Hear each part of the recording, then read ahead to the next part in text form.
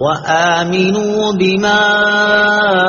أنزلت مصدقا لما معكم ولا تكونوا أول كافر به ولا تشتروا بآياتي ثمنا قليلا وإياي فاتقون۔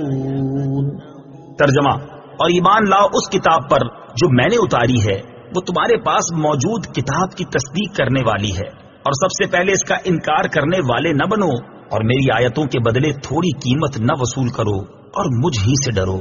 وَآمِنُوا بِمَا أَنزَلْتُ، اس پر ایمان لاؤ جسے میں نے نازل کیا۔ تفسیر صراط الجنان میں ہے، یعنی اے بنی اسرائیل کے علماء، اس قرآن پر ایمان لاؤ جو میں نے اپنے حبیب علیہ الصلوۃ والسلام پر نازل کیا ہے، اور وہ تمہارے پاس موجود کتاب تورات و انجیل کی تصدیق کرتا ہے، اور تم اہل کتاب میں سے قرآن مجید اور میرے حبیب علیہ الصلوۃ والسلام کے سب سے اولین منکر نہ بنو، ورنہ جو لوگ تمہارے پیچھے لگ کر کفر اختیار کریں گے تو ان کا وبال بھی تم پر ہوگا۔ نیکی اور برائی کی ابتدا کرنے والے کے بارے میں ایک اصول یاد رہے کہ نیکی اور بدی کے ہر کام میں یہی اصول نافذ ہے کہ اس کی ابتدا کرنے والوں کو پیروی کرنے والوں کے عمل کا ثواب یا عذاب بھی ملے گا۔ حضرت جریر بن عبداللہ رضی اللہ تعالی عنہ سے روایت ہے، حضور اقدس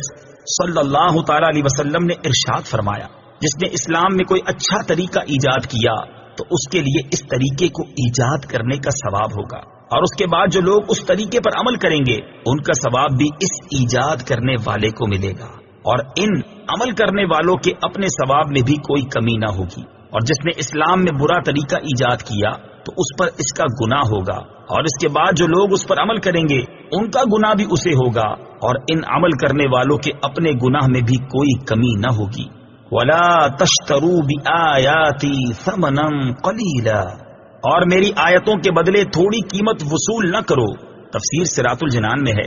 اس آیت میں دنیا کے حقیر و ذلیل مال کے بدلے اللہ تعالیٰ کی آیات بیچنے سے منع کیا گیا، اور یہاں ان آیات سے توریت و انجیل کی وہ آیات مراد ہیں جن میں حضور پرنور صلی اللہ تعالی علیہ وسلم کے اوصاف و علامات کا بیان ہے۔ قرآن پاک کی یہ آیات ان یہودیوں کے متعلق نازل ہوئیں جنہیں اپنی قوم سے نذرانے اور وظائف ملتے تھے، اور انہیں ڈر تھا کہ اگر قوم کو معلوم ہو گیا کہ تورات میں محمد مصطفیٰ صلی اللہ تعالی علیہ وسلم کی یہ نشانیاں بیان کی گئی ہیں تو وہ ان سرداروں کو چھوڑ کر محمد مصطفیٰ صلی اللہ تعالی علیہ وسلم پر ایمان لے آئیں گے، اور یوں ان کے نذرانے بند ہو جائیں گے۔ اسی کو فرمایا جا رہا ہے کہ دنیا کے قلیل مال کے بدلے اللہ تعالیٰ کی آیتیں بیچتے ہیں۔ عظمت مصطفیٰ صلی اللہ تعالی علیہ وسلم چھپانے والے غور کریں، اس آیت اور اس کے بعد والی آیت سے معلوم ہوا کہ یہودی علماء اپنے باطل مفادات، نفسانی خواہشات اور جاہلانہ توہمات کی بنا پر اپنی کتابوں میں موجود ان آیات کو چھپاتے تھے جن میں نبی کریم علیہ الصلوۃ والسلام کی عظمت و شان اور ان کے اوصاف بیان کیے گئے، اور اگر کبھی کوئی آیت بیان بھی کی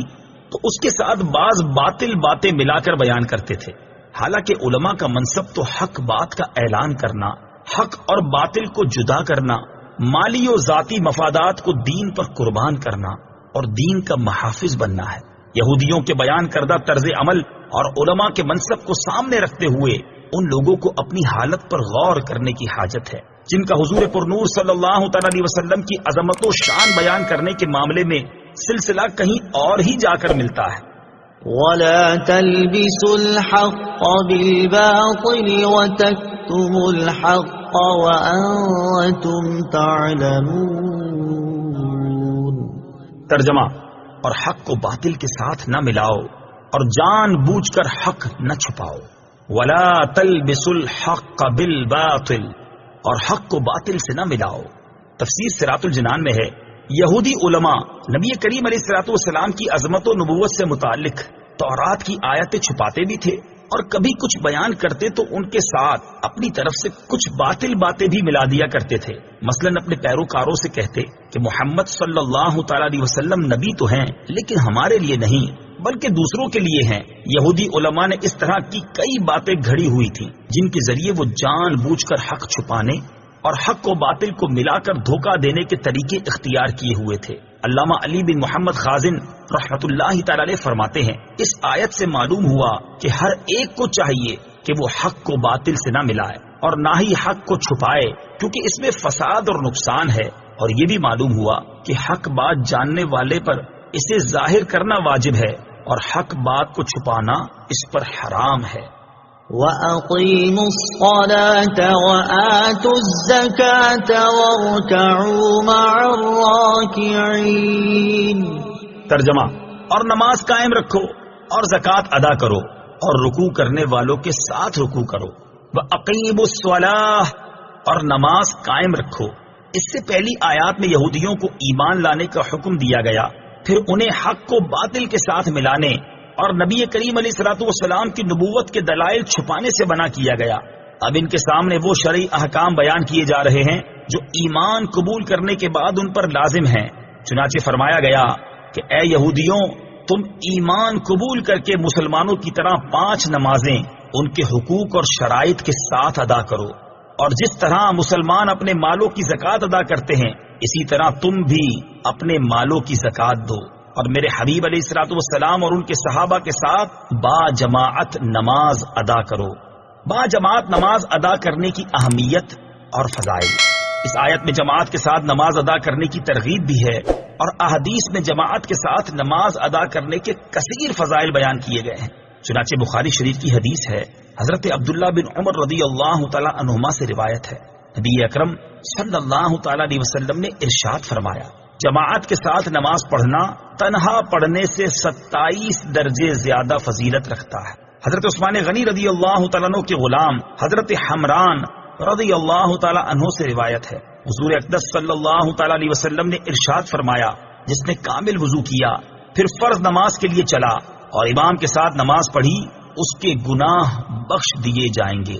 ابو داؤد شریف کی حدیث ہے، حضرت ابو ہریرہ رضی اللہ تعالیٰ عنہ سے روایت ہے، حضور پرنور صلی اللہ تعالیٰ علیہ وسلم نے ارشاد فرمایا، جو اچھی طرح وضو کر کے مسجد کو جائے اور لوگوں کو اس حالت میں پائے کہ وہ نماز پڑھ چکے ہیں، تو اللہ تعالیٰ اسے بھی جماعت سے نماز پڑھنے والوں کی مثل ثواب دے گا اور ان کے ثواب سے کچھ کم نہ ہوگا۔ مسلم شریف کی حدیث ہے، حضرت ابو ہریرہ رضی اللہ تعالیٰ عنہ سے روایت ہے، رسول اللہ صلی اللہ تعالیٰ علیہ وسلم نے ارشاد فرمایا، منافقین پر سب سے زیادہ بھاری عشاء اور فجر کی نماز ہے، اور وہ جانتے کہ اس میں کیا ہے تو گھسٹتے ہوئے آتے، اور بے شک میں نے ارادہ کیا کہ نماز قائم کرنے کا حکم دوں، پھر کسی کو حکم فرماؤں کہ لوگوں کو نماز پڑھائے، اور میں اپنے ہمراہ کچھ لوگوں کو جن کے پاس لکڑیوں کے گٹھے ہوں ان کے پاس لے کر جاؤں جو نماز میں حاضر نہیں ہوتے، اور ان کے گھر ان پر آگ سے جلا دوں۔ بزرگان دین کے نزدیک با جماعت نماز ادا کرنے کی اہمیت کس قدر تھی، اس کا اندازہ ان 2 حکایات سے لگایا جا سکتا ہے۔ نمبر 1، حضرت عبداللہ ابن عمر رضی اللہ تعالیٰ عنہ فرماتے ہیں، حضرت عمر فاروق رضی اللہ تعالیٰ عنہ اپنے ایک باغ کی طرف تشریف لے گئے، جب واپس ہوئے تو لوگ نماز عصر ادا کر چکے تھے۔ یہ دیکھ کر آپ رضی اللہ تعالیٰ عنہ نے انا للہ و انا الیہ راجعون پڑھا اور ارشاد فرمایا، میری عصر کی جماعت فوت ہو گئی ہے، لہٰذا میں تمہیں گواہ بناتا ہوں کہ میرا باغ مساکین پر صدقہ ہے تاکہ یہ اس کام کا کفارہ ہو جائے۔ حضرت حاتم اعصم رحمت اللہ تعالی علیہ فرماتے ہیں، ایک مرتبہ میری با جماعت نماز فوت ہو گئی تو حضرت ابو اسحاق بخاری رحمت اللہ تعالی علیہ کے علاوہ کسی نے میری تعزیت نہ کی، اور اگر میرا بچہ فوت ہو جاتا تو 10,000 سے زیادہ افراد مجھ سے تعزیت کرتے، کیونکہ لوگوں کے نزدیک دینی نقصان دنیاوی نقصان سے کم تر ہے۔ اللہ تعالی سب مسلمانوں کو با جماعت نماز ادا کرنے کی توفیق عطا فرمائے، آمین۔